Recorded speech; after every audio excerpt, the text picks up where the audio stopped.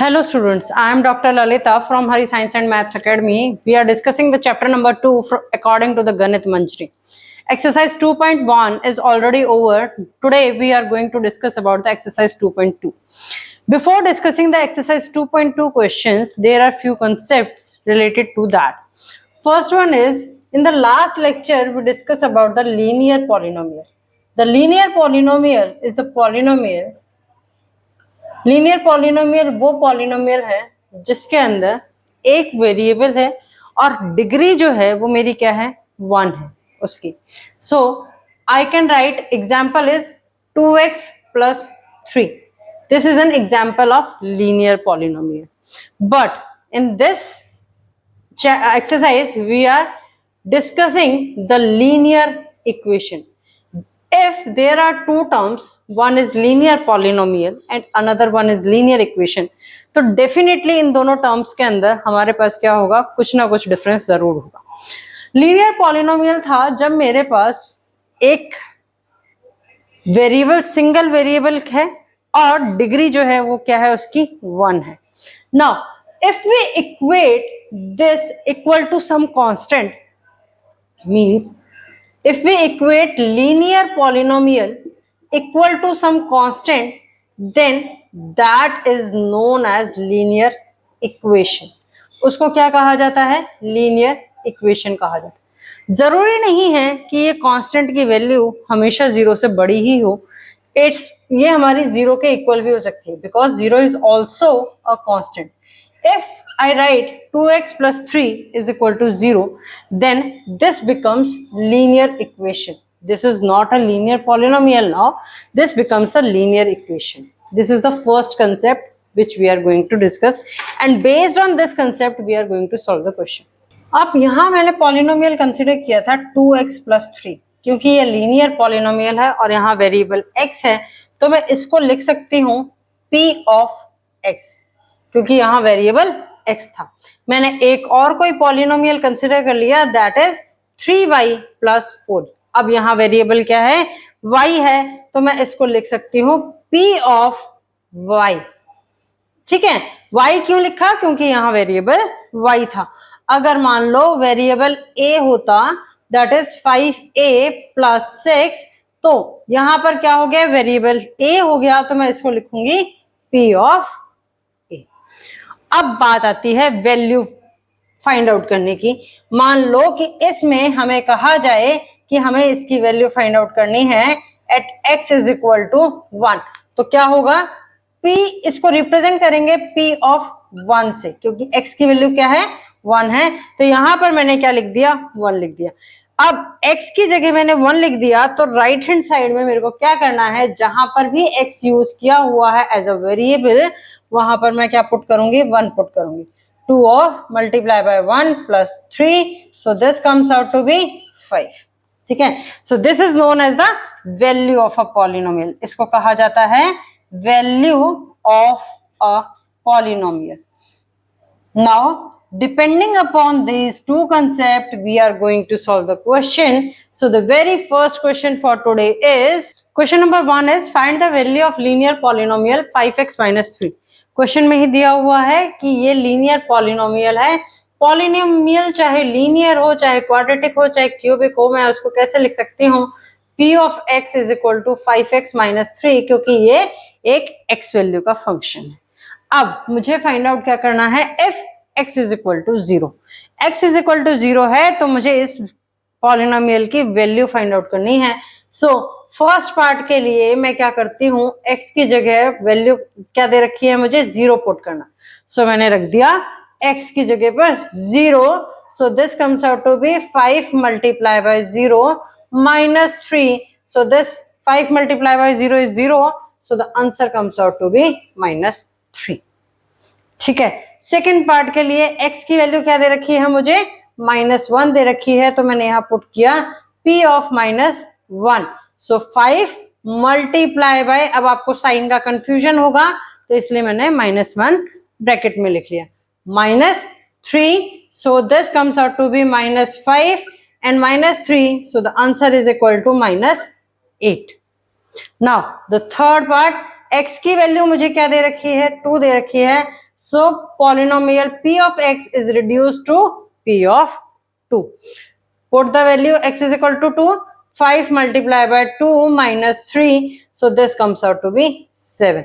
In this way, you can find the solution. Now, question number 2 is find the value of the quadratic polynomial 7s square minus 4s plus 6. अब आपको क्या दे रखा है? Quadratic polynomial दे रखा है और polynomial में वेरिएबल क्या है? s है, तो मैं इसको लिखती हूँ p of s. So this can be written as 7s square minus 4s plus 6.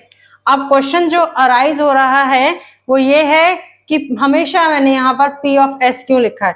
जरूरी नहीं है आप यहाँ पर p of s लिखो, आप यहाँ पर f of s भी लिख सकते हो, ठीक है, उससे कोई फर्क नहीं पड़ता. बट जो इस पॉलिनोमियल के अंदर वेरिएबल है वो यहाँ पर ब्रैकेट के अंदर ही होगा, उसको आप चेंज नहीं कर सकते. मींस अगर जैसे यहाँ पर ये पॉलिनोमियल जो था वो s वेरिएबल का फंक्शन था तो यहाँ पर आप x नहीं लिख सकते, तो दैट इज रॉन्ग. वो क्या हो जाएगा? गलत हो जाएगा. ये s का फंक्शन है तो आप यहाँ पर s ही लिखोगे. Now the first part is s is equal to 0. जब s इज इक्वल टू 0 है तो ये पॉलिनोमियल की वैल्यू जो है दैट इज f ऑफ 0. अब जहां भी पॉलिनोमियल के अंदर s है वहां पर 0 पुट कर दो. 7 मल्टीप्लाई बाय 0 का square minus 4 multiply by 0 plus 6. तो 0 को मल्टीप्लाई करेंगे तो क्या आएगा? 0 ही आएगा. हमारे पास एक कांस्टेंट टर्म आ गई that is 6. Now the second part is s की वैल्यू आपको क्या दे रखी है? -3 दे रखी है. So put the value of s as -3. आप कहोगे कि मैडम पहले वाले में तो आपने मल्टीप्लीकेशन लगाया था, यहाँ आपने डॉट लगाया है. दोनों चीजें सेम ही हैं, दोनों में डिफरेंस नहीं है जब आप अलजेब्रा की बात कर रहे हो. So -4 multiply by -3 plus 6. So this comes out to be -3 का square is 9 minus and minus plus 4 3 12 plus 6 9 7 63 plus 18. So this comes out to be 81. तो f of -3 की वैल्यू कितनी आ गई आपकी? 81. Now the third part is s की वैल्यू आपको क्या दे रखी है? 4 दे रखी है. तो अब आपको वैल्यू फाइंड आउट करनी है f of 4 की वैल्यू. f of 4 की वैल्यू फाइंड आउट करने के लिए 7 मल्टीप्लाई बाय 4 का square minus 4 multiply bye 4 plus 6. So this comes out to be 7 multiplied by 16 minus 4 4 is 16 plus 6. 16 7 is 112 minus this 16 minus है और ये plus का 6 है, so this comes out to be 10. So this answer is 102. In this way you can find the answer of the question number 2. Now moving to the question number 3. Question number 3 is the present age of Salil's mother is 3 times the Salil present age. सलील की जो present as है उसकी mother की as उसके 3 times है. तो हम इसमें मान लेते हैं कि let Salil present age is x years. Present age is x years. तो सलील की मदर की एज कितनी हो जाएगी? Salil mother present age is 3 times है तो 3x years हो जाएगी. अब ये स्टेटमेंट बनी मेरी किसके according? According to the statement number 1 of the question.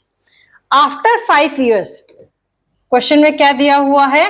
After 5 years, 5 साल के बाद देयर एजेस, देयर मीन्स सलील और सलील की मदर की एज जो है वो एड अप होकर के क्या देती हैं? 70 years देती हैं. तो आफ्टर 5 year सलील की एज क्या हो जाएगी? x plus 5 years, x plus 5 years. और सलील की मदर की एज क्या हो जाएगी? Mother age is, present age कितनी थी? 3x थी, तो 3x प्लस 5 years. अब इन दोनों को जब हम ऐड करते हैं, यानी कि सलील की एज को यानी x प्लस 5 को एंड उसकी मदर की एज 3x प्लस 5 को जब मैं ऐड करती हूं तो टोटल बनता है मेरा कितना? 70. ये क्वेश्चन में दिया हुआ है. Find their present age. अब प्रेजेंट एज मेरे को निकालनी है. देखो यहां पर चाहे मेरे पास दो टर्म्स हो, one is x plus 5 and another one is 3x plus 5, but variable एक सिंगल वेरिएबल है, तो ये मेरा इक्वेशन बनती है लीनियर पॉलिनोमियल की। ठीक है, ये बन गया मेरा लीनियर पॉलिनोमियल लेफ्ट। क्योंकि मैंने ये राइट हैंड साइड में इक्वेट कर दिया है कांस्टेंट के, तो ये मेरी पूरी कंप्लीट क्या बन गई, एक लीनियर इक्वेशन बन गई। सॉल्व करते हैं जैसे हम करते थे। 3x plus x is 4x, 5 plus 5 is 10, this is equal to 70, so 4x is equal to 60, and from here x comes out to be 60 divided by 4, so from here x is equal to 1515, but x मैंने क्या माना था, सलील की present as. तो सलील की question में यही बताना है कि हमें एज क्या है, तो सलील की एज जो आई है that is equal to 15 years. कौन सी एज, प्रेजेंट एज बतानी है, तो प्रेजेंट एज को मैंने क्या माना था, x ईयर्स माना था, तो सलील की एज होगी 15 ईयर्स। एंड सलील्स मदर एज, सलील्स की मदर की एज क्या हो जाएगी, 3 times of x, that is 3 multiplied by 15, so this comes out to be 45 years. Now question number 3 onwards, जितने भी क्वेश्चन इस एक्सरसाइज में दिए हुए हैं सारे इसी तरीके की वर्ड प्रॉब्लम्स हैं, और हर वर्ड प्रॉब्लम में आपको इसी तरीके की लीनियर इक्वेशंस जो हैं वो फॉर्म करनी है according to the statement. Now moving to the question number 4, the difference between two positive integers is 63। दो पॉजिटिव इंटीजर्स के बीच का डिफरेंस जो है वो क्या है, 63। तो मैं मान लेती हूं, late one positive integer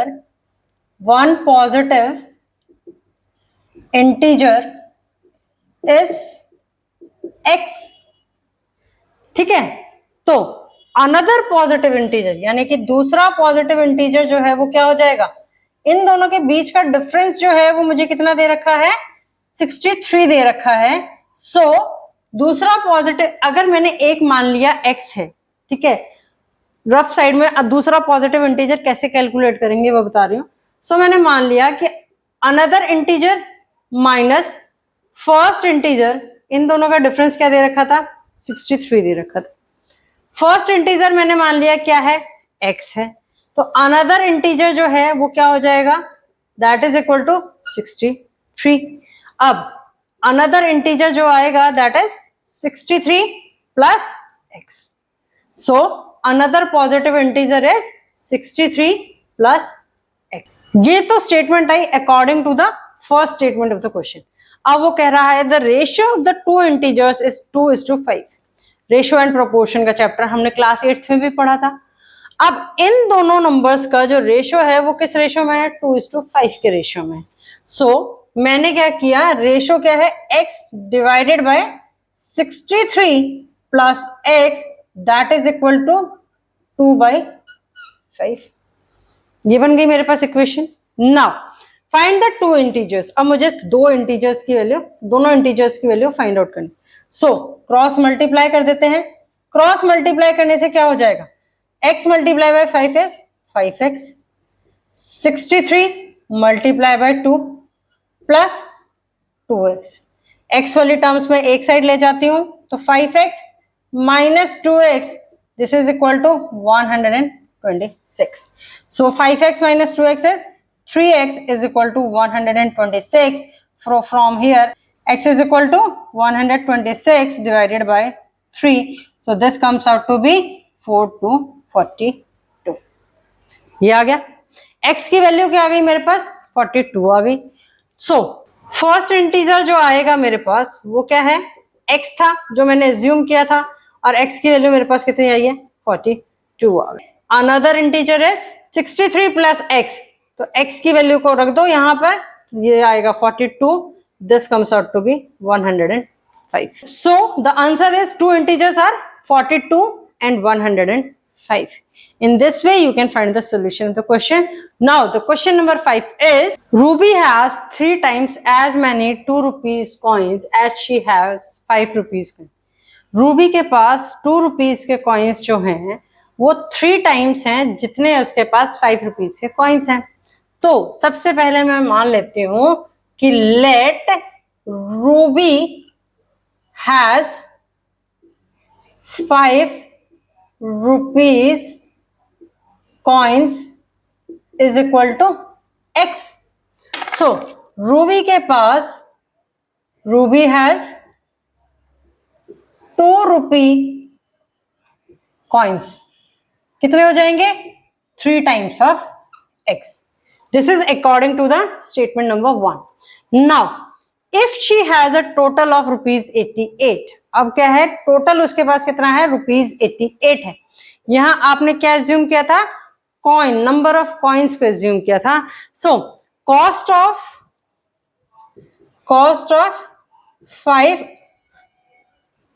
5 rupee coin कितनी हो जाएगी? 5x. And cost of rupees 2 coins कितनी हो जाएगी? 2 multiply by 3x, that comes out to be 6x. वो कितना हो गया? 6x. टोटल 5 रुपीज के कॉइन्स की कॉस्ट जो आएगी वो मेरे पास क्या है? 5x आएगी. अब हमारे पास 2 रुपीज के कॉइन की कॉस्ट जो है, 2 रुपीज कितने हैं उसके पास? 3 टाइम्स ऑफ x है. तो यहां पर 2 रुपीज के कॉइन की कॉस्ट जो आएगी that is 2 multiply by 3 times of x, that is 6x. Total जो है इन दोनों का यानी कि 5x प्लस 6x वो कितना बन रहा है? 88 बन रहा है.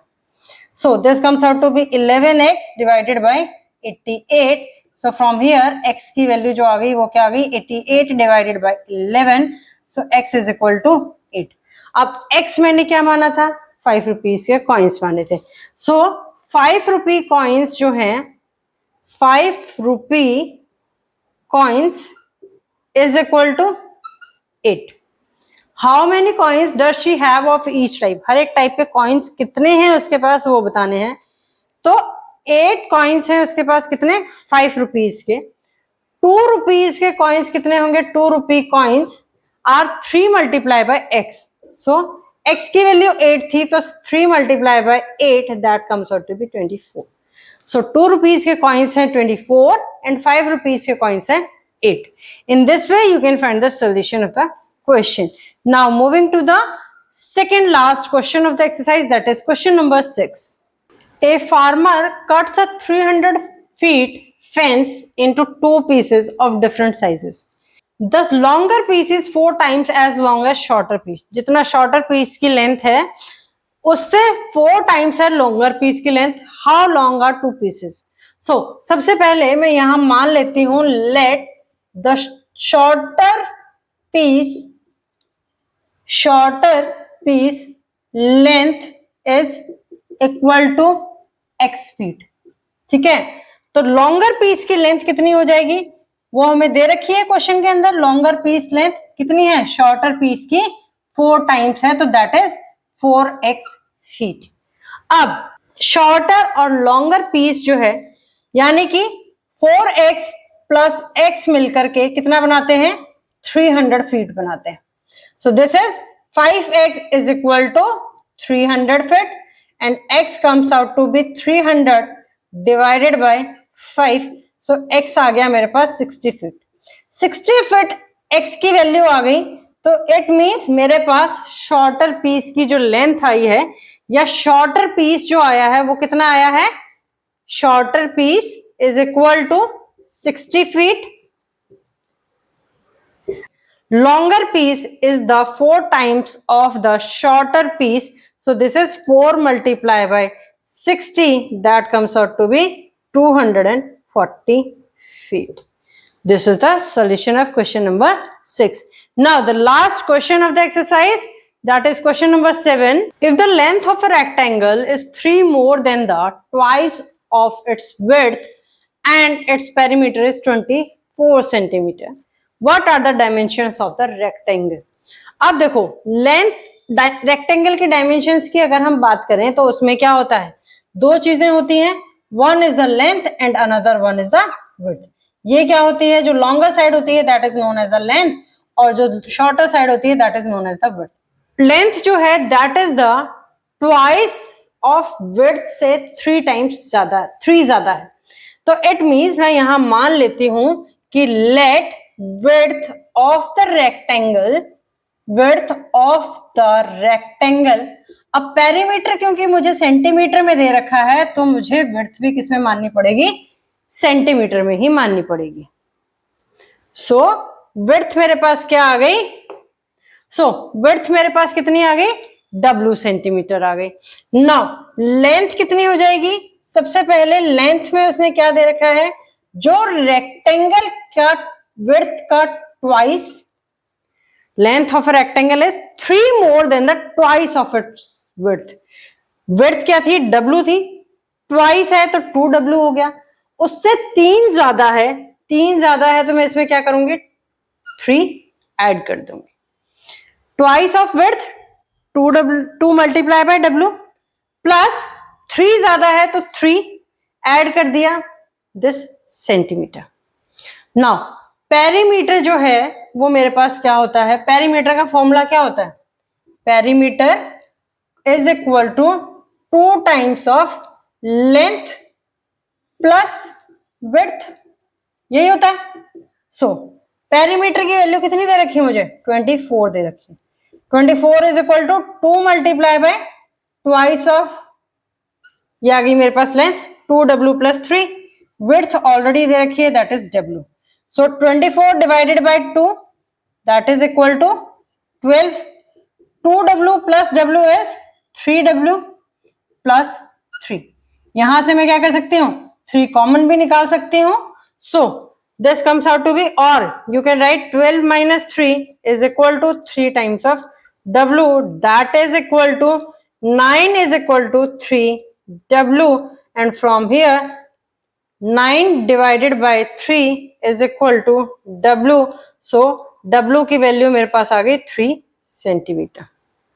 W क्या था, width of the rectangle. So dimensions में विड्थ जो आई that comes out to be 3 centimetre. और लेंथ की अगर मैं बात करूं तो लेंथ में W की जगह 3 रख दो तो ये क्या आ जाएगा, 2 multiply by 3 plus 3. So this comes out to be 9 centimeter. So these are the dimensions, that is length is equal to 9 centimeter and width is equal to 3 centimeter of the rectangle.